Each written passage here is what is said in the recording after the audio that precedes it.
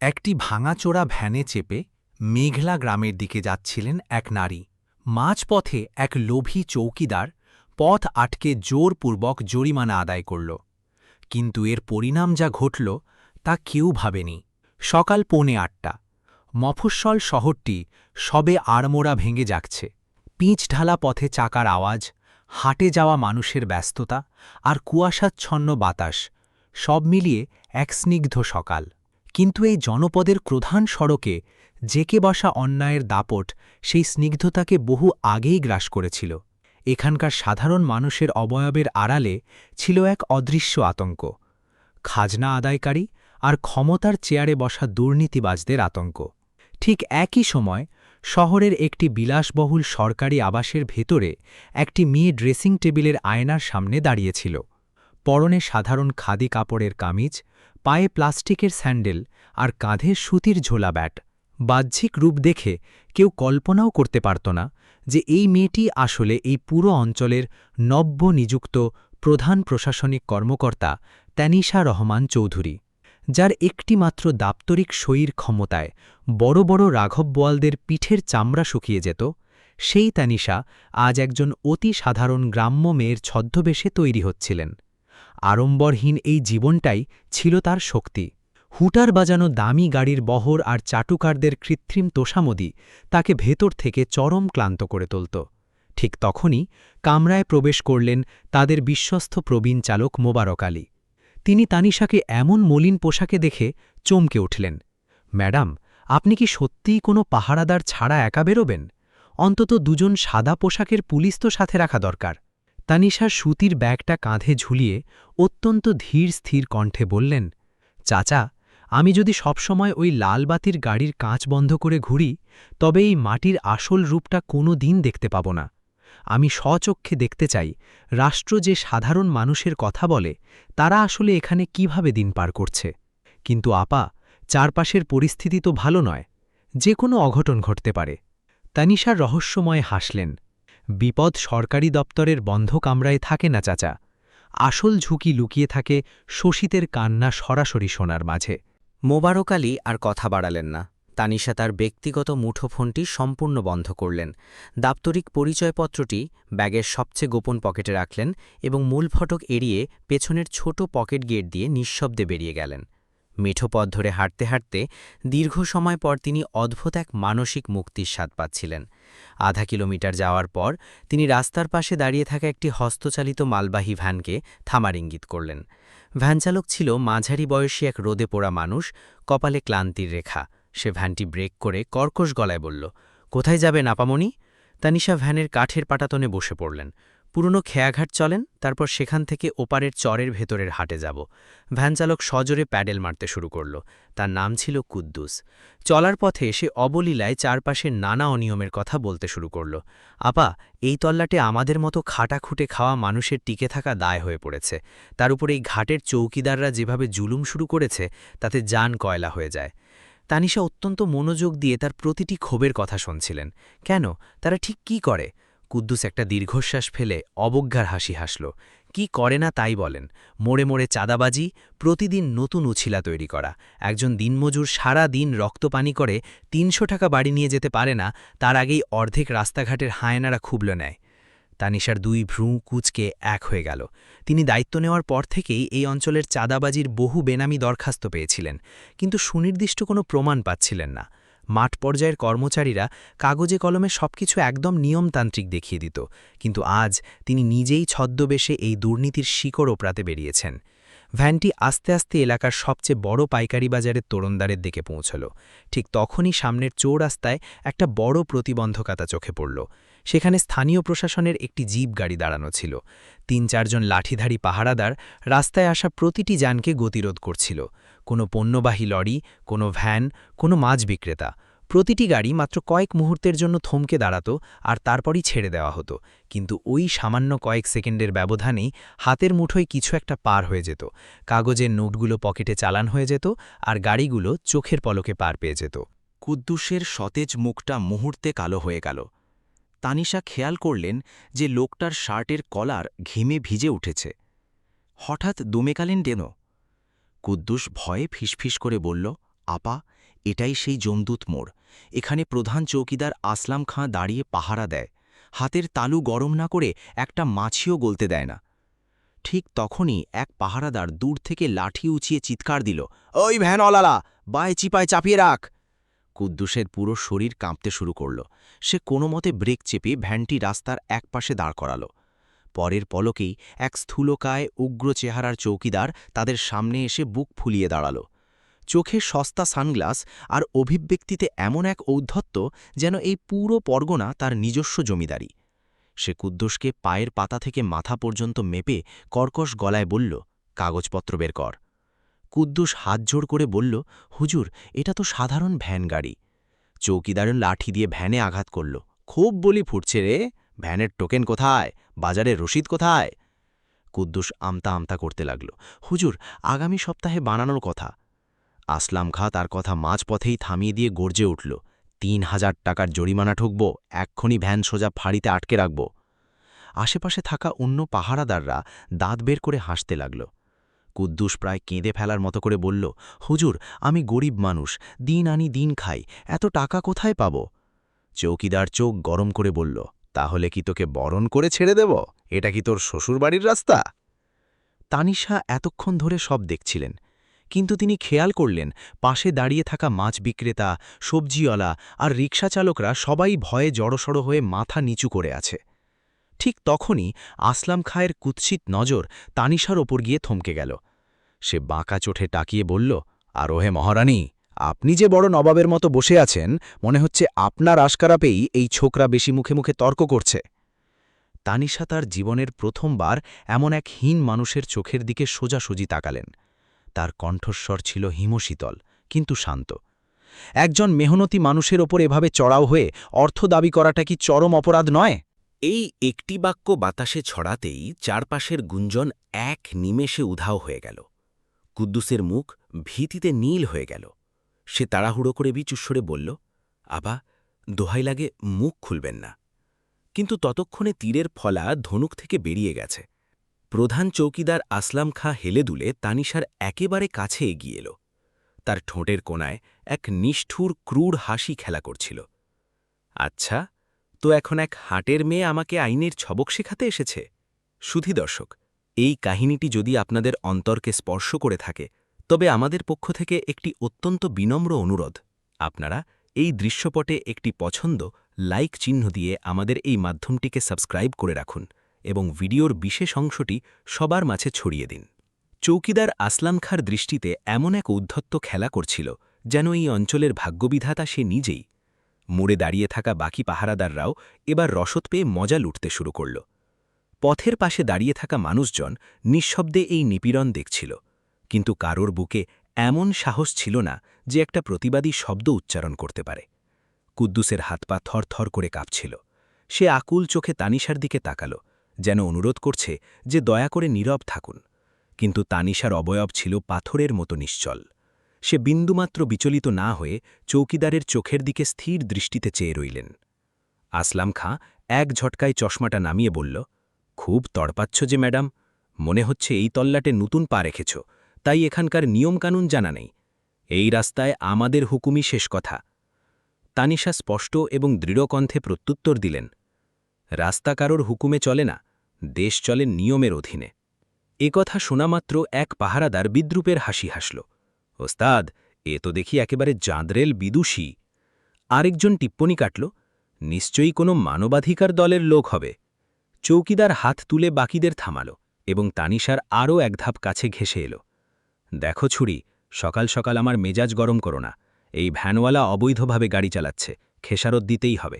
আর যদি বেশি পাণ্ডিত্য দেখাও তবে লকআপের ভাত খাওয়াতে সময় লাগবে না। কুদ্দুস প্রায় পায়ে লুটিয়ে পড়ার মতো করে বলল, হুজুর, মাপ করে দেন, আজকের মতো ছেলে দেন, বাড়িতে ছোট ছোট দুটো বাচ্চা না খেয়ে পথ চেয়ে আছে। আসলাম খাঁ তার আকুতি কানে না তুলে সরাসরি কুদ্দুসের শার্টের পকেটে হাত ঢুকিয়ে দিল, যা আছে বের কর। কুদ্দুস কাঁপতে থাকা আঙুল দিয়ে পকেট থেকে কয়েকটা নোংরা নোট বের করল। সব মিলিয়ে বড়জোর ১৫০ টাকা হবে। চৌকিদার সেই টাকাটা এক ঝটকায় কেড়ে নিয়ে থুটু ফেলে বলল, এত সামান্য টাকায় তো আমার নসিও জোটে না। তারপর সে পেছনের পাহারাদারকে নির্দেশ দিল, ভ্যানটা সোজা জিপের পেছনে বেঁধে রাখ এই হুকুম শুনতেই কুদ্দুসের চোখের মনি স্থির হয়ে গেল। তার দু চোখে চরম অসহায়ত্বের ছাপ ফুটে উঠল। হুজুর, এমন সর্বনাশ করবেন না, এটাই আমার বেঁচে থাকার একমাত্র অবলম্বন। কিন্তু এই পাথুরের হৃদয়ের মানুষদের মনে কোনো দয়া জাগল না। তখনই তানিশা ভ্যানের পাটাতন থেকে শটান নিচে নেমে এলেন। তিনি চারপাশের পুরো দৃশ্যপত্র এক নজরে দেখে নিলেন। প্রতি কোণায় কেবল ভ্যাঁয়ের রাজত্ব ছড়িয়েছিল। এক বৃদ্ধ খামারি নিজের সাইকেল ধরে দাঁড়িয়ে কাঁপছিলেন, যার চেহারায় ছিল চরম নিঃস্বতা। এক ফল বিক্রেতা কিশোরী নিজের ঝুড়ির পাশে দাঁড়িয়ে ভয়ে জড়সড় হয়েছিল, কারণ পাহারাদাররা তার ঝুড়ি থেকে তাজা ফলমূল নিজেদের ব্যাগে ভরে নিচ্ছিল। কয়েকজন টেম্পো চালক দূরে দাঁড়িয়ে নিজেদের পকেট ফাঁকা করছিল। এটা কোনো সাধারণ মোড় ছিল না, এটা ছিল এক প্রকাশ্য লুণ্ঠনের আখড়া। তানিশা পুনরায় চৌকিদারের মুখোমুখি হলেন। এই নিরীহ মানুষদের ওপর প্রতিদিন এভাবেই অত্যাচার চালাও? আসলাম খাঁ অট্টহাসি হাসল। তোর খুব গায়ে লাগছে, তাই না? গায়ে আমার নয়, বিবেকসম্মত প্রতিটি মানুষের লাগা উচিত। আসলাম খাঁয়ের মুখাবয়ব এবার চরম হিংস্র হয়ে উঠল। সে উচ্চস্বরে বলল, নাম কি তোর শুনি? তানিশা। বাড়ি কোথায়? এই জেলাতেই। আচ্ছা, তো শোন তানিশা, বেশি মাতব্বরি দেখানোর ফল ভালো হবে না। এখানে বড় বড় ভিআইপিদের গাড়ি লাইনে দাঁড়ায়, আর নজরানা ছাড়া কেউ পার পায় না। এটাই এখানকার অলিখিত নিয়ম। তানিশা স্পষ্ট বুঝলেন যে সে অন্যায়টাকে এতটাই স্বাভাবিক করে ফেলেছে যেন এটাই এখন এই অঞ্চলের আইন। ঠিক তখনই রাস্তা দিয়ে একটি যাত্রীবাহী লোকাল বাস আসছিল। বাসটিকে লাঠি উঁচিয়ে থামানো হলো। ভেতরের যাত্রীরা আতঙ্কিত হয়ে জানালা দিয়ে মুখ বাড়িয়ে দেখছিল। এক পাহারাদার বাসের চালককে কলার ধরে নিচে নামিয়ে এক পাশে নিয়ে গেল। কয়েক মুহূর্তের মধ্যেই চালক নিঃশব্দে পকেট থেকে টাকা বের করে পাহারাদারের হাতের মুঠোয় গুজে দিল। পরের মুহূর্তেই বাসটিকে যাওয়ার অনুমতি দেওয়া হলো। তানিশা প্রতিটি অন্যায় নিজের চোখে পর্যবেক্ষণ করছিলেন। তার শান্ত চোখের মনিতে এবার স্ফুলিঙ্গের মতো রাগ উঁকি দিচ্ছিল, কিন্তু বাহ্যিক অবয়বে তখনও এক অদ্ভুত স্থিরতা বজায় ছিল। ঠিক তখনই পেছন থেকে এক অতি দুর্বল কণ্ঠ শোনা গেল, মামুনি, আর কথা বাড়িও না। তানিশা ঘাড় ঘুরিয়ে দেখলেন সেই বয়োবৃদ্ধ খামারি লোকটা। বয়স 60-এর কোঠায় স্পষ্ট, চুলে পাক ধরেছে, পিঠটা সামান্য বাঁকা, আর চোখে সীমাহীন ক্লান্তি। সে মৃদুস্বরে বলল, এরা খুব ক্ষমতাশালী মা, যে প্রতিবাদ করে তার রুটিরুজি চিরতরে বন্ধ করে দেয়। চৌকিদার সাথে সাথে চোখ রাঙিয়ে উঠল। ওই বুড়ো হাবড়া, বেশি মোড়লি করিস না। বৃদ্ধ লোকটি ভয়ে সাথে সাথে কুঁকড়ে গেল আর মাটির দিকে তাকিয়ে রইল। ঠিক সেই মুহূর্তে তানিশার অন্তরের সুপ্ত সিংহী জেগে উঠল। তিনি উপলব্ধি করলেন এটা কেবল অর্থের লুণ্ঠন নয়, এটা মানুষের আত্মসম্মানকে পিষে ফেলার এক জঘন্য খেলা। ভয়কে এমন স্তরে নিয়ে যাওয়া হয়েছে যেখানে মানুষ শোষণকে নিজের কপাল বলে মেনে নিয়েছে। তখনই একটি কালো রঙের বিলাসবহুল পাজেরো গাড়ি মোড়ের ঠিক মাঝখানে এসে ব্রেক কষল। গাড়ি থেকে ধবধবে সাদা পায়জামা পাঞ্জাবি পরিহিত এক মধ্যবয়স্ক লোক নামল। তার দুই পাশে দুজন হৃষ্টপুষ্ট দেহরক্ষীও ছিল। চৌকিদার আসলাম খাঁ তাকে দেখামাত্রই কোমর বাঁকিয়ে চাটুকারের মতো হাসল। সালাম বড় সাহেব। সেই লোকটি আর কেউ নয়, দেবেন্দ্র পাল, এলাকার সুঘোষিত শীর্ষ নেতা। জনসমক্ষে নিজেকে দানবীর দাবি করলেও অন্তরালে সে ছিল এই পুরো সিন্ডিকেটের মূল হোতা। সে গাড়ি থেকে নেমেই গম্ভীর গলায় শুধাল, কি ব্যাপার আসলাম, এত জটলা কিসের? আসলাম খাঁ দাঁত কিরমির করে বলল, কিছু না সাহেব, এক উটকো মেয়ে আইন শেখাতে এসেছে। দেবেন্দ্রপালের তীক্ষ্ণ নজর তানিশার ওপর গিয়ে থমকাল। সে ওপর থেকে নিচ পর্যন্ত দেখে উপহাসের সুরে বলল, শোন বোন, সরকারি লোকের সাথে পাঙ্গা নেওয়া বুদ্ধিমানের কাজ না, ওরা ওদের দায়িত্ব পালন করছে। তানিশা সরাসরি তার চোখের দিকে তাকিয়ে বললেন, যদি সাধারণ মানুষকে জিম্মি করে অর্থ আত্মসাৎ করা দায়িত্ব হয়, তবে তা চরম অপরাধ। আশেপাশে আবার পিনপতন নীরবতা নেমে এল। দেবেন্দ্রপালের মুখের কৃত্রিম হাসি নিমেষে মিলিয়ে গেল।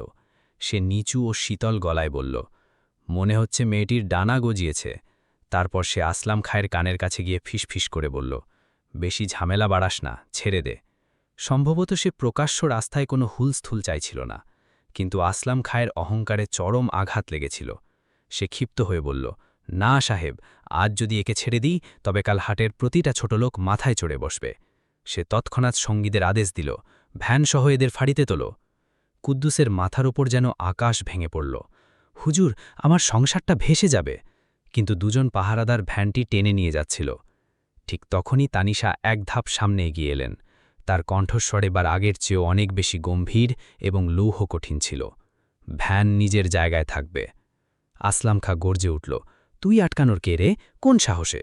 তানিশা কয়েক মুহূর্ত নীরব রইলেন, তারপর নিজের সুতির ব্যাগ থেকে বন্ধ মুঠোফোনটি বের করলেন।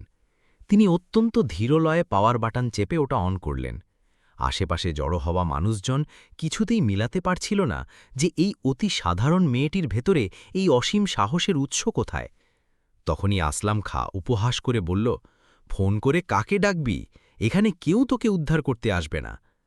তানিশা স্ক্রিনের দিকে তাকিয়ে শুধু একটি বাক্য উচ্চারণ করলেন। কখনো কখনো অন্যায়ের বিরুদ্ধে একজন মানুষের ইচ্ছা শক্তি একটি পুরো রাজ্য কাঁপানোর জন্য যথেষ্ট। তার চোখের সেই প্রখর আত্মবিশ্বাস দেখে প্রথমবার আসলাম খাঁ ভেতর থেকে কিছুটা দমে গেল, কিন্তু সে তখনও স্বপ্নেও কল্পনা করতে পারেনি যে মেয়েটিকে সে রাস্তার মোড়ে দাঁড়িয়ে তুচ্ছতাচ্ছিল্য করছে সে আসলে কোনো সাধারণ পথচারী নয়, সে এই পুরো জেলার সর্বোচ্চ প্রশাসনিক কর্মকর্তা ডিসি তানিশা রহমান চৌধুরী। আর আগামী কয়েক ঘণ্টার মধ্যে এই মেয়েটি তাদের দুর্নীতির তাসের ঘর গুঁড়িয়ে দিতে চলেছে। চৌরাস্তার মোড়ে দাঁড়িয়ে থাকা উৎসুক জনতা এখন পুরোপুরি নিষ্পন্দ হয়ে গিয়েছিল। সবার চোখ তখন তানিশা এবং প্রধান চৌকিদার আসলাম খাঁয়ের ওপর স্থির। বাতাসে এক থমথমে উত্তেজনা বিরাজ করছিল। আসলাম খাঁ অনুভব করল যে সামনে দাঁড়িয়ে থাকা এই অতি সাধারণ চেহারার মেয়েটি বিন্দুমাত্র বিচলিত নয়, না তার ঠোঁট কাঁপছে, না চেহারায় কোনো ভীতি আছে। উল্টো তার চোখের গভীরে এমন এক তীক্ষ্ণ জ্যোতি ছিল যা প্রথমবার আসলাম খাঁয়ের ভেতরে এক অজানা ভয়ের জন্ম দিচ্ছিল। কিন্তু ক্ষমতার দাপট আর অবৈধ অর্থের গরমে অন্ধ হয়ে থাকা সেই চৌকিদারের নিজের শক্তির ওপর অন্ধ বিশ্বাস ছিল। সে দাঁত বের করে বলল, মনে হচ্ছে ম্যাডাম কোনো বড় নেতার আত্মীয়া, তাই এত বড় বড় কথা বলছেন। তানিশা ফোনটি শক্ত করে ধরে শান্ত গলায় বললেন, আমি এই দেশের একজন সাধারণ নাগরিক, আর দেশের সংবিধান আমাকে অন্যায় নিয়ে প্রশ্ন তোলার পূর্ণ অধিকার দিয়েছে। আসলাম খাঁ তার সহযোগীদের দিকে তাকিয়ে ব্যঙ্গাত্মক ভঙ্গিতে হাততালি দিল। বাহ, চমৎকার বক্তৃতা। আশেপাশে দাঁড়িয়ে থাকা কিছু মানুষ ভয় থাকা সত্ত্বেও মনের আনন্দে হালকা হাসল, কিন্তু পরের মুহূর্তেই আবার চোখ নামিয়ে নিল। ঠিক তখনই এক পাহারাদার শাকসবজি বিক্রেতা এক অল্প বয়স্ক ছেলেকে টেনে হিঁচড়ে নিয়ে এলো। তার বয়স বড়জোর 18-19 বছর হবে। কাঠের ভ্যানে কিছু টাটকা সবজি ছিল। ছেলেটি হাত জোড় করে অনুনয় করছিল, হুজুর, আজ সকাল থেকে বউনি হয়নি, বিকালের মধ্যে টাকাটা পৌঁছে দেব। কিন্তু পাহারাদাররা তার কোনো আকুতি শুনছিল না। আসলাম খাঁ ডেকে গিয়ে বলল, প্রতিদিন এই একই অজুহাত দিস, বীরকর যা আছে। ছেলেটি কাঁপতে কাঁপতে পকেট থেকে একটি 50 টাকার নোট বের করল। পাহারাদার এক ঝটকায় নোটটি ছিনিয়ে নিল এবং তার ভ্যান থেকে 2 ব্যাগ ভর্তি সবজি তুলে নিজেদের মোটরবাইকের পেছনে বেঁধে নিল। ছেলেটির চোখ বেয়ে জল গড়িয়ে পড়ল, কিন্তু সে আর কোনো শব্দ করল না। তানিশা দূর থেকেই দৃশ্য দেখছিলেন। তার ভেতরে সুপ্ত ক্ষোভ আস্তে আস্তে লাভায় পরিণত হচ্ছিল। তখনই তিনি লক্ষ্য করলেন, মোড়ের এক কোণায় এক ক্ষুদ্র চা বিক্রেতা দাঁড়িয়ে সবকিছু গভীরভাবে দেখছিল। অবয়বে ক্লান্তির ছাপ স্পষ্ট ছিল, কিন্তু চোখের কোণায় চেপে রাখা ক্ষোভ পরিষ্কার ফুটে উঠছিল। তানিশা ধীর পায়ে তার দিকে এগিয়ে গেলেন। আসলাম খাঁ ভাবল হয়তো মেয়েটি এবার ভয় পেয়ে কেটে পড়ছে, তাই সে আর মাথা ঘামাল না। চা বিক্রেতা অত্যন্ত নিচু স্বরে বলল, আপা, এখানে প্রতিদিন এই একই নাটক চলে। সকালের প্রথম উপার্জনের অংশ এই হায়নারা লুটে নেয়। কেউ প্রতিবাদ করার সাহস পায় না। কার কাছে বলবে? ফাঁড়ি এদের পকেটে, বড় নেতারা এদের মাথার ওপর, উপরতলা পর্যন্ত সব ম্যানেজ। তানিশা শুধালেন, উপরতলা বলতে ঠিক কাদের বোঝাচ্ছেন? চা বিক্রেতা চারপাশ সতর্ক চোখে দেখে আরও একটু কাছে ঘেঁষে বলল, প্রতি মাসে লাখ লাখ টাকা উপরে যায়। এই মোড় থেকে শুরু করে আড়ত পর্যন্ত, খেয়াঘাট থেকে শুরু করে মহাসড়ক পর্যন্ত, সব জায়গায় বকরা ভাগ হয়। তানিশা গভীর ভাবনায় ডুবে গেলেন। তিনি গত কয়েক সপ্তাহ ধরে জেলার সমস্ত দাপ্তরিক ফাইল খতিয়ে দেখছিলেন। প্রতিটা সরকারি প্রতিবেদনে সবকিছু একেবারে নিয়মতান্ত্রিক ও দুর্নীতিমুক্ত দেখানো হয়েছিল, কিন্তু বাস্তবতার মাটিতে দাঁড়িয়ে সত্যটা ছিল সম্পূর্ণ বিপরীত। ঠিক তখনই হঠাৎ পুরো রাস্তায় একটা শোরগোল পড়ে গেল। একটা পুরনো ছাদখোলা জিপ দ্রুত গতিতে এসে মোড়ের মাথায় ব্রেক কষল। ভেতরে বেশ কয়েকজন গ্রামবাসী বসেছিলেন, 2জন বয়োবৃদ্ধা মহিলা, কয়েকজন দিনমজুর আর কিছু সাধারণ যাত্রী। পাহারাদাররা মুহূর্তের মধ্যে জিপটি ঘিরে ধরল। চালক নিচে নেমে হাতজোড় করতে লাগল, হুজুর, গতকালই তো সপ্তাহের চাঁদা পরিষ্কার করলাম। এক পাহারাদার তার শার্টের কলার চেপে ধরল, খুব হিসাবের খাতা খুলেছিস দেখি। তারপর তাকে এক পাশে টেনে নিয়ে পকেট হাতড়াতে শুরু করল। ভেতরে বসা মহিলারা আতঙ্কে কাঁপছিলেন। এক বৃদ্ধা মহিলা ক্ষীণ স্বরে বললেন, বাবা, আমাদের তাড়াতাড়ি যেতে দাও, হাসপাতালে রোগী ভর্তি আছে। কিন্তু এই নরপশুদের কাছে মানুষের জীবনের কোনো মূল্য ছিল না। আসলাম খাঁ সেখানে দাঁড়িয়ে মনের সুখে সিগারেট ফুঁকছিল। তানিশা এখন প্রতিটা ঘটনা নিজের স্মৃতির পাতায় বন্দি করছিলেন। এটা শুধু সামান্য বখরাবাজি ছিল না, এটা ছিল গোটা অঞ্চলের সাধারণ মানুষের ওপর চেতে বসা এক প্রাতিষ্ঠানিক সন্ত্রাস। তখনই কুদ্দুস ধীর পায়ে তানিশার পাশে এসে দাঁড়াল। তার কণ্ঠস্বর কেঁপে উঠল।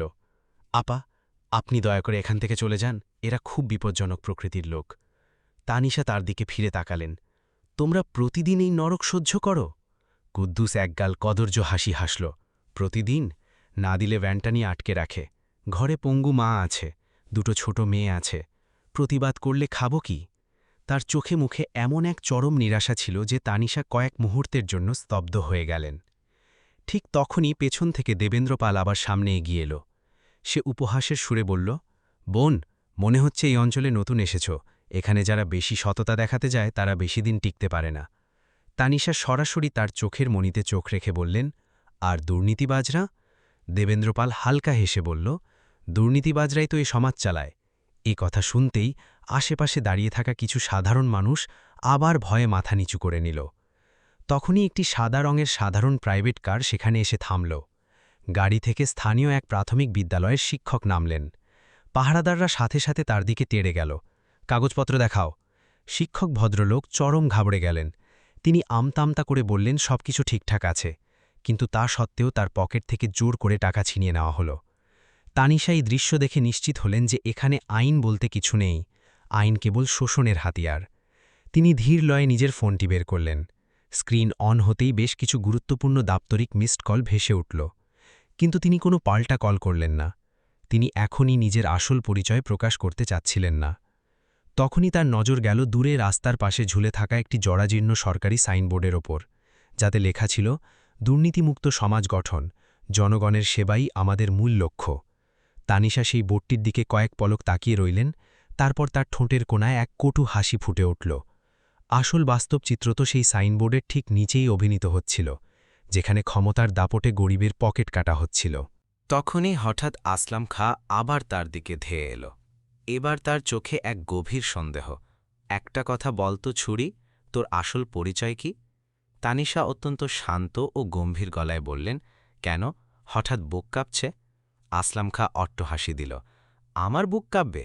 এই এলাকায় লোক আমার ছায়া দেখলে পথ বদলে ফেলে।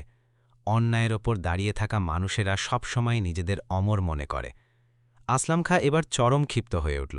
সে উচ্চ কণ্ঠে নির্দেশ দিল, পাহারাদার, এই দুজনকে ঘাড় ধরে ফাঁড়িতে নিয়ে চাল। দুজন লাঠিধারী সাথে সাথে এগিয়ে এলো। কুদ্দুস ভয়ে হাত জোর করে কেঁদে ফেলল, হুজুর, আমরা কোনো দোষ করিনি। কিন্তু ঠিক সেই মুহূর্তেই দূর থেকে সাইরেনের তীব্র শব্দ পুরো বাতাসে প্রতিধ্বনিত হল। আচমকা পুরো চৌরাস্তায় এক হুলস্থুল পড়ে গেল। আসলাম খাঁ ঘাড় ঘুরিয়ে দেখল, জেলা পুলিশের একটি বিশেষ স্ট্রাইকিং ফোর্সের জিপ দ্রুত গতিতে তাদের দিকে ধেয়ে আসছে। তার ঠিক পেছনেই ছিল কালো রঙের আরেকটি সরকারি বাজেরও। পাহারাদারদের মুখের অভিব্যক্তি এক সেকেন্ডে বদলে গেল। দেবেন্দ্র পালও কিছুটা নড়ে চড়ে বসল। জিপটি এসে ঠিক মোড়ের মাঝখানে সশব্দে ব্রেক কষল। গাড়ি থেকে নামলেন জেলার পুলিশ সুপার আরিয়ান মাহমুদ। সুঠম দেহ, তীক্ষ্ণ দৃষ্টি আর অবয়বে এক ইস্পাত কঠিন ভাব।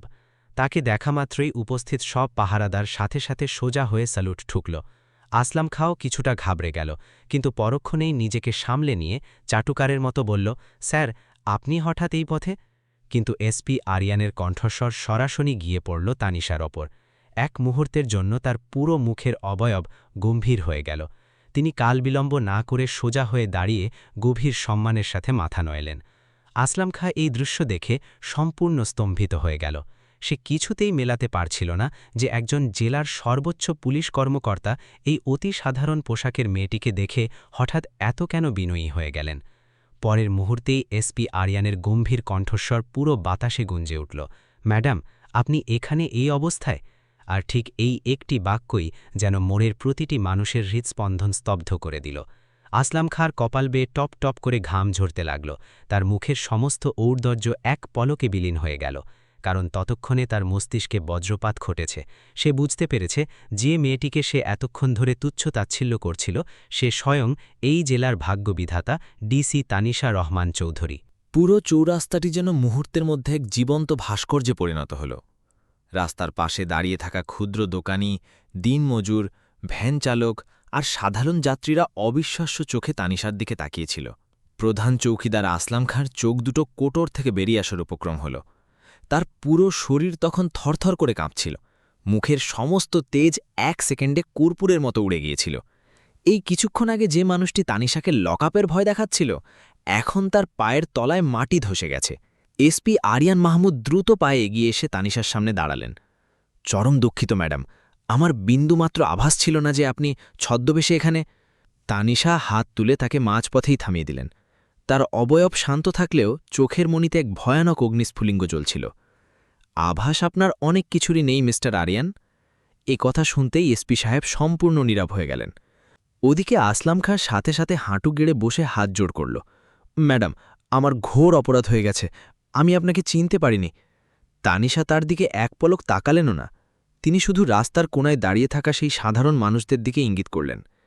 এই অবহেলিত মানুষদের তো তুমি খুব ভালো করেই চেনো, তাই না? আসলাম খাঁর মাথা মাটির সাথে মিশে গেল।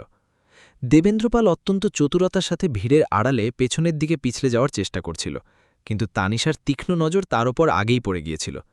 নেতাজি, এত দ্রুত ময়দান ছাড়ছেন যে বড়। দেবেন্দ্রপালের মুখের সমস্ত রং এক পলকে ফ্যাকাশে হয়ে গেল। চৌরাস্তায় দাঁড়িয়ে থাকা নিপীড়িত মানুষগুলো এখন প্রথমবার ভীতি ঝেড়ে ফেলে এক বুক আশা নিয়ে তানিশার দিকে তাকাচ্ছিল। কুদ্দুস তো যেমন নিজের চোখকেও বিশ্বাস করতে পারছিল না। সে চরম লজ্জিত হয়ে কয়েক কদম পিছিয়ে গেল। ম্যাডাম, আমাকে মাফ করে দেন, আমি আপনার সাথে কত কি বলে ফেলেছি।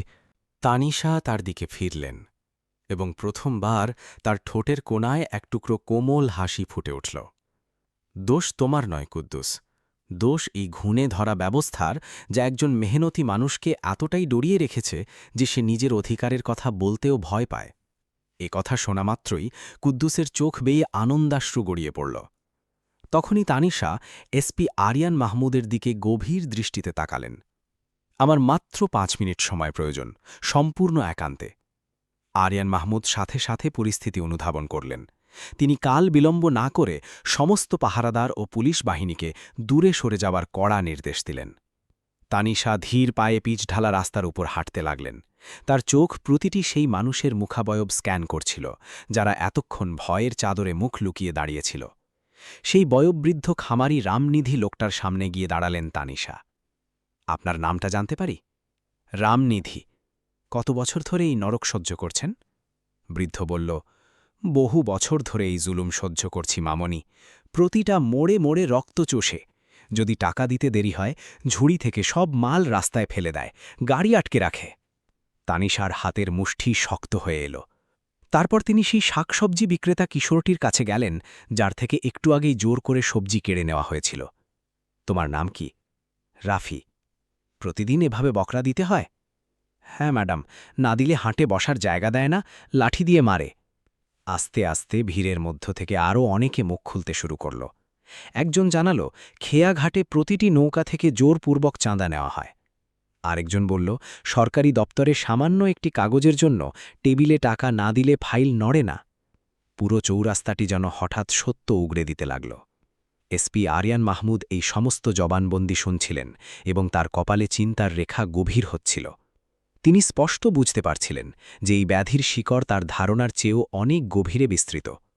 তখনই তানিশা অত্যন্ত শান্ত কিন্তু এক অনমনীয় কণ্ঠে বললেন, এটা শুধু সামান্য কয়েকজন পাহারাদারের পকেট ভরার খেলা নয়, এর পেছনে রয়েছে একটি সুসংগঠিত মাফিয়া চক্র। তার চোখ সরাসরি গিয়ে বিঁধল দেবেন্দ্রপালের মুখে।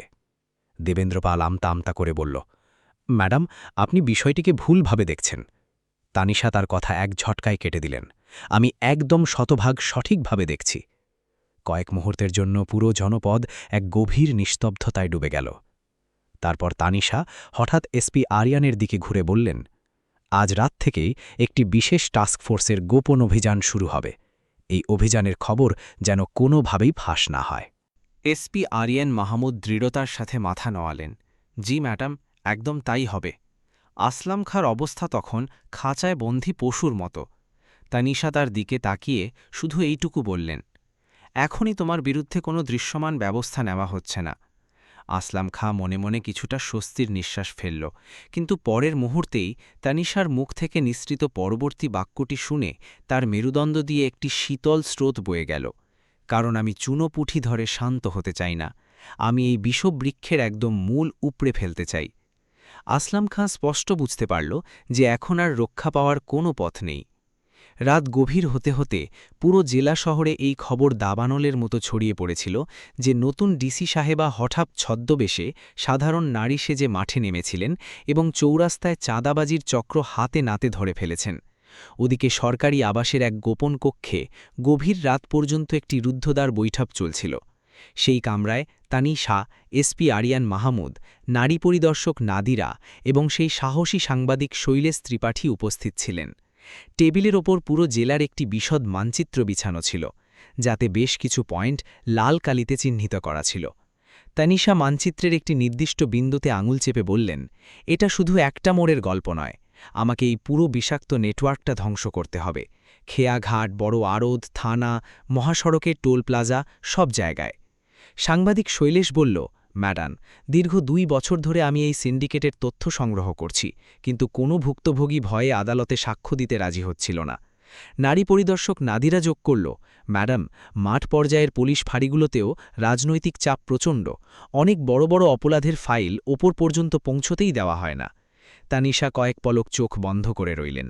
তারপর দৃঢ় কণ্ঠে বললেন, এখন থেকে নিয়মের রাজত্ব চলবে, তবে আমাদের খুব সুকৌশলে এগোতে হবে। আগামীকাল ভোর থেকে আমাদের মূল অপারেশন শুরু হবে। এসপি আরিয়ান কিছুটা চিন্তিত হয়ে বললেন, আপনি কি আবারও নিজে মাঠে থাকবেন? অবশ্যই। আমি যদি কেবল শীতাতপ নিয়ন্ত্রিত কক্ষে বসে নির্দেশ দিই, তবে সত্যের আসল রূপ কোনোদিন উন্মোচিত হবে না। পরের দিন সূর্য ওঠার সাথে সাথেই জেলার বিভিন্ন প্রান্তে এক ভিন্ন রকমের যুদ্ধ শুরু হয়ে গিয়েছিল। কোথাও সাংবাদিক শৈলেশ গোপন ক্যামেরায় ছবি তুলছিল, কোথাও নারী পরিদর্শক নাদিরা খেয়াঘাটে নজরদারি করছিল। ওদিকে তানিশা আবারও এক অতি সাধারণ শাড়ি পরে শহরের ব্যস্ততম এলাকায় পায়ে হেঁটে পরিস্থিতি পর্যবেক্ষণ করছিলেন। তিনি এখন হয়ে উঠেছিলেন সেই শোষিত মানুষের কণ্ঠস্বার, যা এত বছর ধরে ভয়ের দেয়ালে আটকে ছিল। সন্ধ্যা নামার আগেই প্রথম গোপন ভিডিওর ফুটেজ তানিশা হাতে এসে পৌঁছল। ভিডিওতে স্পষ্ট দেখা যাচ্ছিল যে খেয়াঘাটে এবং বড় আড়তে প্রকাশ্য দিবালকে চাঁদা আদায় করা হচ্ছে।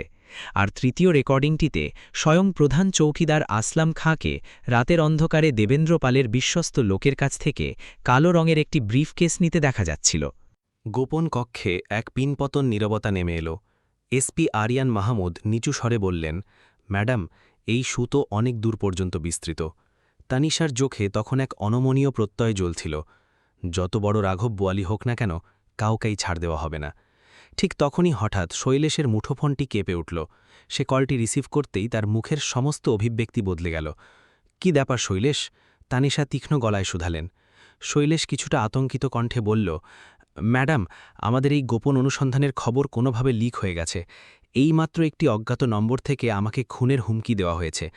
বলা হয়েছে যদি আজ রাতের মধ্যেই ফাইল বন্ধ না হয় তবে এর পরিণতি হবে ভয়ানক। কামরায় মুহূর্তের জন্য এক ভারী নীরবতা নেমে এলো, কিন্তু তানিশার অবয়বে ভয়ের কোনো চিহ্নমাত্র ফুটে উঠল না। তিনি অত্যন্ত ধীরস্থির কণ্ঠে বললেন, শত্রুরা যখন কামড়ানোর বদলে ভয় দেখাতে শুরু করে, বুঝে নিও তাদের পায়ের তলার মাটি ফুরিয়ে এসেছে। সরকারি আবাসের সেই রুদ্ধদ্বার কক্ষে রাতের অন্ধকার আরও ঘনীভূত হচ্ছিল, কিন্তু সেখানে উপস্থিত 4 জনের চোখে ঘুমের বিন্দুমাত্র ছোঁয়া ছিল না। ল্যাপটপের মনিটরে একের পর এক ভিডিও ফুটেজ প্লে হচ্ছিল, যা এই জেলার দুর্নীতির এক একটি কুৎসিত কঙ্কাল উন্মোচন করছিল। প্রতিটা ক্লিপ দেখার সাথে সাথে ঘরের ভিতরের পরিবেশ আরও বেশি থমথমে হয়ে উঠছিল। সাংবাদিক শৈলেশ ত্রিপাঠীর আঙুলগুলো তখনও সামান্য কাঁপছিল। পরিদর্শক নাদিরা বারবার বন্ধ দরজার দিকে তাকাচ্ছিল, কিন্তু তানিশা রহমান চৌধুরী ছিলেন এক হিমালয়ের মতো অটল। তিনি স্পষ্ট বুঝে গিয়েছিলেন, এই যুদ্ধ কেবল কয়েকজন দুর্নীতিগ্রস্ত কর্মচারীর বিরুদ্ধে নয়, এটি দীর্ঘদিনের গড়ে ওঠা প্রাতিষ্ঠানিক সিন্ডিকেটের বিরুদ্ধে সম্মুখ সমর। তখনই এসপি আরিয়ান মাহমুদ অত্যন্ত নিচু স্বরে বললেন, ম্যাডাম, আমাদের পরবর্তী পদক্ষেপ খুব নিখুঁত হতে হবে। ওরা যদি একটুও টের পায় তবে সমস্ত ডিজিটাল প্রমাণ 1 সেকেন্ডে সার্ভার থেকে মুছে দেবে। তানিশা ল্যাপটপের ঢাকনা সশব্দে বন্ধ করতে করতে বললেন, টের ওরা অলরেডি পেয়ে গেছে। এখন আমাদের কাজ হলো ওদের পাল্টা আঘাত করার সুযোগ না দিয়ে সরাসরি মূল দুর্গে হানা দেওয়া। পরের মুহূর্তেই তিনি মানচিত্রের সবচেয়ে বড় লাল চিহ্নিত স্থানটিতে আঙুল রাখলেন। এই পুরো সিন্ডিকেটের মূল হৃৎপিণ্ড হল এই জায়গাটি, ঘাট এলাকার পুরনো পাটের আড়ত। শৈলেশ সাথে সাথে যোগ করল, ম্যাডাম, মাঝরাতে ওখানেই দূরপাল্লার ট্রাকগুলো থেকে কোটি কোটি টাকার অবৈধ মাসুল আদায় করা হয়। ঘাট ইজারাদার, কাস্টমসের কিছু অসাধু লোক আর দেবেন্দ্র পালের গুন্ডা বাহিনী সবাই সেখানে উপস্থিত থাকে। আজ রাতেই আমরা সেখানে অতর্কিত হানা দেব। কথা শুনতেই পুরো ঘরে এক অদ্ভুত নিস্তব্ধতা নেমে এলো। আরিয়ান মাহমুদ কিছুটা উদ্বিগ্ন হয়ে বললেন, ম্যাডাম, সরাসরি ওখানে যাওয়া চরম ঝুঁকিপূর্ণ হতে পারে। তানিশা তার আশঙ্কা মাঝপথেই উড়িয়ে দিয়ে বললেন, যে ব্যক্তি ঝড়ের ভয়ে নৌকা ঘাটে বেঁধে রাখে সে কোনোদিন নতুন দ্বীপ আবিষ্কার করতে পারে না, মিস্টার আরিয়ান। রাত তখন আনুমানিক 11:30। ঘাট এলাকার পুরনো পাটের আড়ত এলাকাটি ঘুটঘুটে অন্ধকারে নিমজ্জিত ছিল। নদী থেকে আসা পণ্যবাহী ট্রাকের ইঞ্জিনের গর্জন অনবরত শোনা যাচ্ছিল। রাস্তার দুই পাশে লাঠি আর টর্চ হাতে কিছু সশস্ত্র লোক দাঁড়িয়ে প্রতিটি পণ্যবাহী লরি থামিয়ে তল্লাশি চালাচ্ছিল আর জোর করে টাকা কেড়ে নিচ্ছিল। অনেক লরি চালকের চোখে মুখে চরম ক্ষোভ থাকলেও তারা মুখ বুজে সব সহ্য করছিল। এই নিকষ অন্ধকারের বুক চিরে একটি পুরনো জরাজীর্ণ মাইক্রোবাস আস্তে আস্তে আড়তের সীমানার কাছে এসে থামল। ভেতরে তানিশা, আরিয়ান মাহমুদ, নাদিরা আর শৈলেশ উত পেতে বসেছিলেন। তানিশা ফিসফিস করে বললেন, ক্যামেরার লেন্স পরিষ্কার তো? জি ম্যাডাম, একদম রেডি, নাদিরা ফিসফিসিয়ে উত্তর দিল। ঠিক তখনই সামনে একটি বড় লরি এসে ব্রেক কষল। এক গুন্ডা চালককে কলার ধরে নিচে নামালো। সোজা 5,000 টাকা বের কর। চালক প্রায় কান্নাকাটি জুড়ে দিল। তখনই আড়তের ভেতর থেকে প্রধান চৌকিদার আসলাম খাঁকে হেঁটে আসতে দেখা গেল। সে চালককে লাথি মেরে বলল, বেশি কথা বললে লরিসহ তোকে নদীতে ভাসিয়ে দেব। উপায় না দেখে চালক সম্বলটুকু বের করে আসলাম খাঁয়ের হাতে গুজে দিল। এই পুরো দৃশ্যটি অকাট্য প্রমাণ হিসেবে ক্যামেরার লেন্সে বন্দী হয়ে গেল। ঠিক তখনই আড়তের মূল ফটক দিয়ে দেবেন্দ্রপালের সেই কালো পাজেরো গাড়িটি ধীর গতিতে বেরিয়ে এলো এবং আসলাম খাঁয়ের সামনে এসে থামল। আসলাম খাঁ মাথা ঝুঁকিয়ে বলল, জি বড় সাহেব, আজকের কালেকশনের ভাগ সব ক্লিয়ার। সব অকাট্য প্রমাণ এখন তাদের হাতের মুঠোয়। কিন্তু ঠিক তখনই এক পাহারাদারের চোখ দূরে অন্ধকারে দাঁড়িয়ে থাকা সন্দেহভাজন মাইক্রোবাসটির উপর গিয়ে পড়ল। সে টর্চের আলো ফেলে চিৎকার করে উঠল, ওস্তাদ, ওই গাড়িটা ওখানে কতক্ষণ ধরে দাঁড়িয়ে আছে? আসলাম খাঁ চট করে ঘুরে তাকাল এবং লাঠি উঁচিয়ে দ্রুত গাড়ির দিকে এগিয়ে আসতে লাগল। চারপাশ থেকে গুন্ডারা লাঠিসোঁটা নিয়ে ছুটে এলো। আরিয়ান মাইক্রোবাস স্টার্ট গেলেও সামনে আরেকটি ট্রাক আড়াআড়িভাবে দাঁড়িয়ে তাদের পথ পুরোপুরি রুদ্ধ করে দিল। শৈলেশের কপালে তখন মৃত্যুর হিমশীতল ঘাম। ম্যাডাম, এবার উপায়? তানিশা ছিলেন এক সমুদ্রের মতো শান্ত। তিনি নিজের ঝোলা ব্যাগটি খুললেন এবং গোল্ডেন মনোগ্রাম খচিত তার আসল সরকারি ডায়েরি ও পরিচয়পত্রটি হাতে নিলেন। তারপর গাড়ির লক খুলে দৃঢ় পায়ে বাইরে পা রাখলেন। মুহূর্তের মধ্যেই যেন পুরো আড়ত এলাকায় এক জাদুকরী নীরবতা নেমে এলো। আসলাম খাঁ মাত্র 2 হাত দূরে এসে আচমকা থমকে গেল। তানিশা তার মেঘগম্ভীর কণ্ঠে বজ্রধ্বনি করলেন, চৌকিদার আসলাম খাঁ, তোমার অন্যায়ের সাম্রাজ্য আজ রাতেই ধূলিসাৎ হল। পরের মুহূর্তেই চারপাশের অন্ধকার ফুঁড়ে জেলা পুলিশের ডজনখানেক রায়টকার সাইরেন বাজিয়ে আড়তের ভেতর আছড়ে পড়ল। নীল লাল আলোর ঝলকানিতে পুরো এলাকা দিনের আলোর মতো পরিষ্কার হয়ে গেল। এসপি আরিয়ান মাহমুদ মেগাফোনে গর্জে উঠলেন, চারপাশ কর্ডন করো, একটা অপরাধীও যেন সীমানা পার হতে না পারে। দেবেন্দ্রপাল গাড়ি ঘুরিয়ে পালানোর শেষ চেষ্টা করেছিল, কিন্তু দুজন সশস্ত্র কমান্ডো তার গাড়ির উইন্ডশিল্ডে রাইফেল ঠেকিয়ে তাকে স্তব্ধ করে দিল। আসলাম খাঁ তখন আক্ষরিক অর্থেই মাটিতে হাঁটু গেড়ে বসে কাঁপছিল। তানিশা তার চোখের দিকে তীব্র ঘৃণায় তাকিয়ে বললেন, জেনে বুঝে যারা গরিবের রক্ত চষে তাদের একমাত্র জায়গা হল কারাগারের অন্ধকার প্রকোষ্ঠ। মাত্র কয়েক মিনিটের মধ্যেই পুরো পাটার আড়তটি পুলিশ ব্যারাকে পরিণত হল। লরি চালক, দিনমজুর আর স্থানীয় খেটে খাওয়া মানুষগুলো বিস্ময় ও আনন্দের মিশ্র অনুভূতি নিয়ে এই দৃশ্য দেখছিল। তখনই এক বৃদ্ধ দিনমজুর লাঠিতে ভর দিয়ে ধীর পায়ে তানিশার সামনে এসে দাঁড়াল। সে কাঁপতি গলায় বলল, মা জননী, এই জীবনে প্রথমবার কোনো বড় হাকিমকে আমাদের মতো ছোট লোকদের জন্য জান বাজি রেখে লড়তে দেখলাম। তানিশা পরম শ্রদ্ধায় সেই শ্রমিকের রুক্ষ হাত দুটো নিজের হাতের মুঠোয় নিয়ে বললেন, আজকের পর থেকে এই মাটিতে কোনো মেহনতি মানুষের ঘামের পয়সা কেউ কেড়ে নেওয়ার দুঃসাহস দেখাবে না। পরের দিন সকাল হতেই পুরো প্রশাসনিক মহলে যেন এক তীব্র ভূমিকম্প আঘাত হানল। প্রতিটা নিউজ চ্যানেলে ব্রেকিং নিউজ স্ক্রল হচ্ছিল, ডিসি তানিশা রহমানের মধ্যরাতের দুঃসাহসিক স্টিং অপারেশন, শীর্ষ রাজনৈতিক নেতা ও প্রধান চৌকিদার গ্রেপ্তার। পুরো জেলা জুড়ে সাধারণ মানুষের মুখে মুখে তখন শুধুই এই বীরত্বের গল্প। দাপ্তরিক ইমেল এবং হেল্পলাইনে শয়ে শয়ে দুর্নীতির অভিযোগ জমা হতে লাগল। তানিশার ব্যক্তিগত ফোনে অনবরত প্রভাবশালীদের সুপারিশ আর প্রচ্ছন্ন হুমকির কল আসতে লাগল। কিছু দুর্নীতিবাজ কর্মকর্তা তাকে বদলি করার চক্রান্তও শুরু করে দিয়েছিল, কিন্তু ততক্ষণে এই লড়াই আর কোনো একক কর্মকর্তার মধ্যে সীমাবদ্ধ ছিল না। এটি হয়ে উঠেছিল এক গণজাগরণ।